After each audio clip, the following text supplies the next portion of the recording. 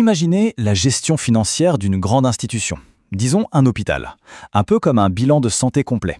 L'idée, c'est de prendre le pouls, de vérifier les signes vitaux et de poser un diagnostic clair pour garantir non seulement sa survie, mais aussi son bien-être sur le long terme. Eh bien, c'est exactement ce qu'on va faire ensemble. Alors, voilà notre parcours, notre plan de consultation si on veut. D'abord, on va voir pourquoi c'est si crucial.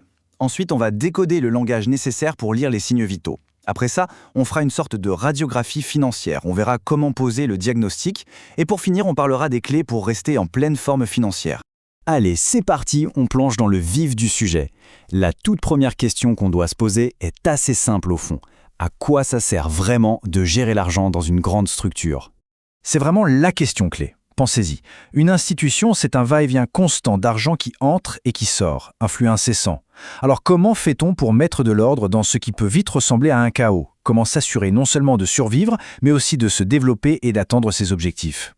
Eh bien la réponse, c'est justement la gestion financière. Son rôle, c'est de superviser tout ça, toutes ces transactions. Mais l'objectif numéro 1, le but ultime et non négociable, c'est d'assurer la solvabilité. En clair, il faut à tout prix éviter la faillite.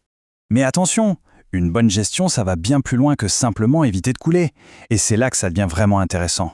On cherche aussi à maximiser la rentabilité, à garder les coûts sous contrôle, à anticiper les besoins de demain et bien sûr, à s'assurer que tout est en règle pour ne pas avoir de mauvaises surprises. Bon, pour pouvoir analyser la santé financière, il faut d'abord apprendre à parler sa langue. Et cette langue, c'est la comptabilité. C'est elle qui va enregistrer tous les signes vitaux de l'institution, un peu comme on le ferait dans le dossier médical d'un patient. Alors, il faut bien comprendre que la comptabilité, ce n'est pas juste tenir des registres. Non, c'est un vrai système d'information. C'est ce qui sert de preuve pour les partenaires extérieurs, c'est la base pour calculer les impôts, et surtout, c'est un outil d'information absolument essentiel pour les dirigeants. Et dans cette langue, il y a, on va dire, deux dialectes principaux. D'un côté, on a la comptabilité générale. Pensez-y comme à un bulletin de santé publique, c'est obligatoire, et ça donne une vue d'ensemble pour tout le monde. De l'autre, la comptabilité analytique. Là, c'est plutôt un check-up interne, beaucoup plus détaillé. Elle n'est pas obligatoire, mais elle est vitale pour savoir ce qui marche, ce qui ne marche pas, et donc pour prendre les bonnes décisions. Maintenant qu'on a les bases du langage, passons à l'outil de diagnostic le plus puissant qu'on ait, le bilan. Il faut vraiment le voir comme une radiographie, une photo ultra précise de la situation financière de l'institution à un instant T. Mais juste avant de décortiquer ce bilan, il faut comprendre ce qu'il représente au fond, le patrimoine. C'est quoi ? C'est tout simple. C'est la différence entre tout ce que l'institution possède et tout ce qu'elle doit.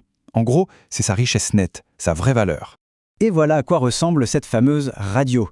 D'un côté, à gauche, on a l'actif. Là, on liste tout ce que l'institution possède et utilise pour fonctionner. Les bâtiments, le matériel. De l'autre côté, à droite, on a le passif. Ça nous dit d'où vient l'argent qui a servi à financer l'actif. Les fonds propres, les emprunts. Donc pour résumer, l'un montre comment l'argent est utilisé et l'autre d'où il provient.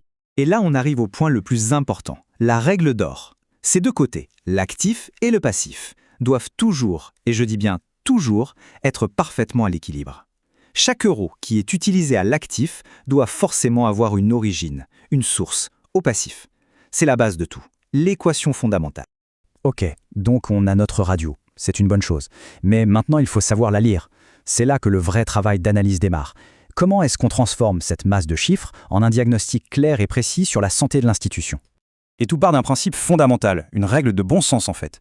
En gros, ça veut dire que ce qui est fait pour durer longtemps, comme un bâtiment, doit être financé par de l'argent qu'on gardera longtemps, comme un crédit sur 20 ans. C'est logique. Si on ne respecte pas ça, on fonce droit vers de gros problèmes de trésorerie. Alors, pour vérifier que cet équilibre est bien respecté, il y a une logique très simple, en 3 étapes. Première étape, on calcule ce qu'on appelle le fonds de roulement, le FDR. C'est un peu la marge de sécurité financière à long terme. Deuxième étape, on calcule le besoin en financement global, ou BFG. Ça, c'est l'argent dont on a besoin en permanence pour faire tourner la machine au jour le jour. Et enfin, troisième étape, on fait la soustraction. Le fonds de roulement moins le besoin, et ça nous donne la trésorerie nette. Et là, le diagnostic est très simple, presque binaire. Si cette trésorerie nette est positive, ouf, tout va bien, l'équilibre est respecté. Par contre, si elle est négative, là, c'est un voyant rouge qui s'allume. Ça veut dire qu'il y a un problème de structure, un déséquilibre qu'il faut absolument corriger. Pour aller plus loin dans le diagnostic, on a une trousse à outils avec des instruments plus précis, ce sont les ratios. C'est un peu comme si le médecin sortait son stéthoscope ou son tensiomètre. Chaque ratio va mesurer un aspect bien précis de la santé financière. Est-ce qu'on peut payer nos factures à temps ? Est-ce qu'on peut rembourser toutes nos dettes ? Est-ce qu'on est efficace pour gagner de l'argent ? Prenons un exemple super concret, le ratio de liquidité générale. La règle du jeu est simple. Si le résultat est plus grand que 1, ça veut dire que l'institution a assez d'actifs liquides ou quasi liquides pour couvrir ses dettes à court terme. C'est un excellent signe de bonne santé au quotidien. Enfin, pour analyser la performance, on observe comment se construit le résultat final, un peu comme une cascade. On part de tout en haut, avec la marge commerciale, puis on enlève des coûts, et hop, on obtient la valeur ajoutée, c'est-à-dire la vraie richesse créée. On continue de descendre, on enlève d'autres charges pour trouver l'excédent brut d'exploitation, un super indicateur de la santé de l'activité, et on continue comme ça, marche après marche, jusqu'au résultat net, tout en bas. Chaque étape nous donne une info plus précise. Et voilà, on arrive à la fin de notre bilan de santé. C'est le moment de synthétiser les points clés à retenir pour s'assurer que l'institution garde la forme.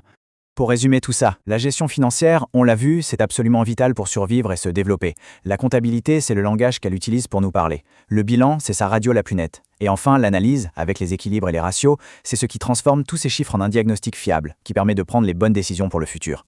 Et on va terminer avec une question pour aller plus loin. Parce qu'au final, être en bonne santé financière, ce n'est pas le but ultime, c'est un moyen. Un moyen pour faire quoi au juste? Pour investir? Pour innover? Pour mieux accomplir sa mission première? Finalement, la réponse à cette question, c'est elle qui définit la véritable ambition de toute l'institution.